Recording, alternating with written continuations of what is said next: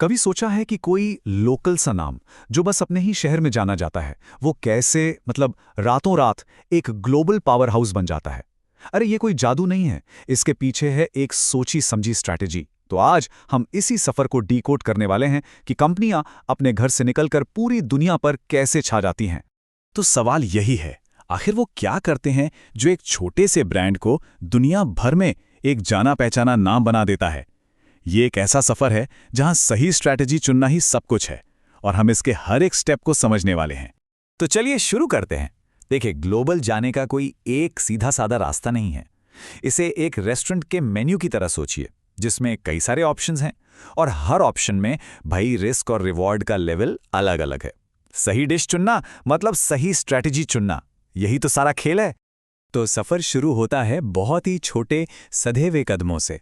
इस सेक्शन में हम उन स्ट्रैटेजीज को देखेंगे जिनमें रिस्क कम होता है और नए बाजार में घुसने के लिए ज्यादा कमिटमेंट की जरूरत नहीं पड़ती। मतलब सीधे गहरे पानी में कूदने से पहले बस पैर डालकर टेम्परेचर चेक करने जैसा। तो सबसे पहला और सबसे सीधा रास्ता है एक्सपोर्टिंग, यानी निर्यात। मतलब सीधा सा है, आप सामान अपने देश में बनाइए और उसे दूसरे देशों में बेच दीजिए। सिंपल। इसमें दूसरे देश में कोई फैक्ट्री वैक्ट्री लगाने का झंझट नहीं, तो जाहिर है शुरुआती खर्चा और रिस्क दोनों ही बहुत कम हो जाते हैं। हाँ, पर इसमें भी एक ट्विस्ट है। एक्सपोर्टिंग भी दो तरह की होती है। डायरेक्ट एक्सपोर्ट में कंट्रोल तो पूरा आपका रहता है, पर मेहनत भी सारी आपकी। वहीं इनडायरेक्ट में आप एक बिचौलिए का इस्तेमाल करते हैं। काम आसान हो जाता है, पर हाँ, कंट्रोल थोड़ा कम हो जाता है।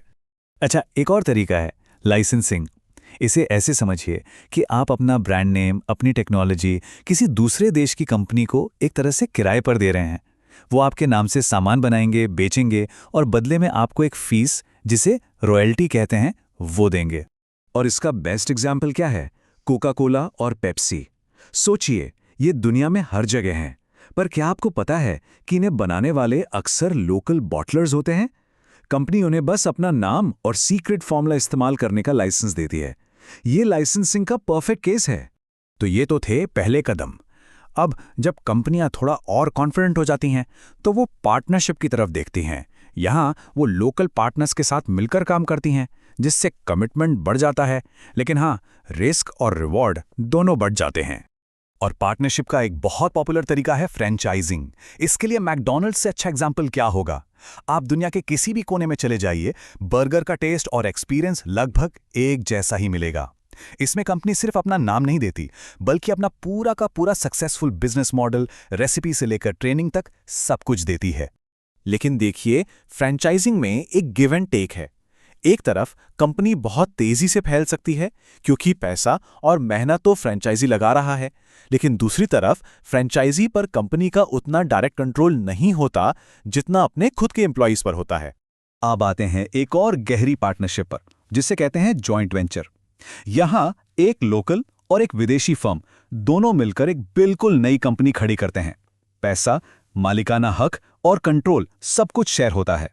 ये सिर्फ एक समझौता नहीं है, बल्कि मिलकर कुछ नया बनाने जैसा है। तो जॉइंट वेंचर के भी अपने फायदे नुकसान हैं। एक तरफ तो कॉस्ट और रिस्क बढ़ जाता है और लोकल मार्केट की गहरी समझ भी मिल जाती है, लेकिन दूसरी तरफ फैसले लेने में फ्लेक्सिबिलिटी कम हो जाती है। और हाँ, पार्टनर्स के बीच मतभेद का खतरा तो हमेशा बना ही रहता है।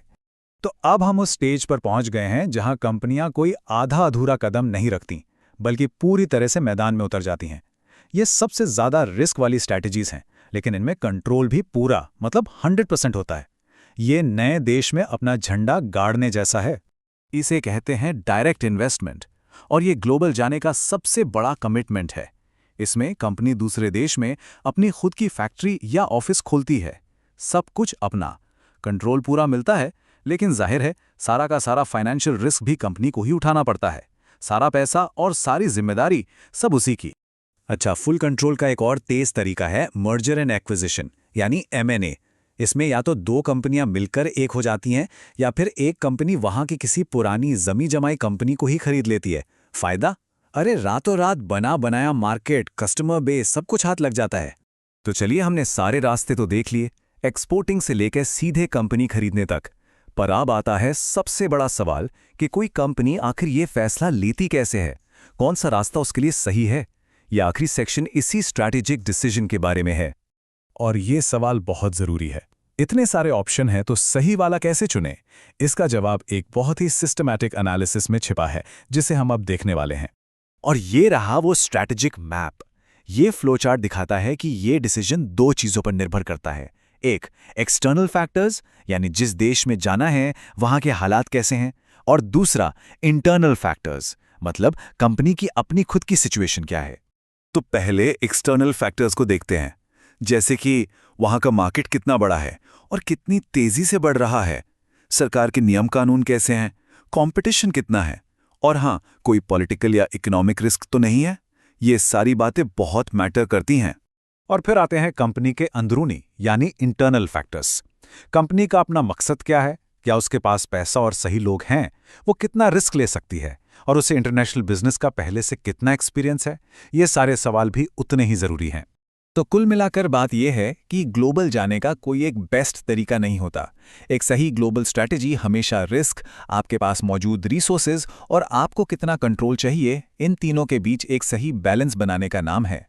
तो अब जाते जाते एक सवाल छोड़ जाते हैं। अपने आसपास की कंपनियों को देखिए।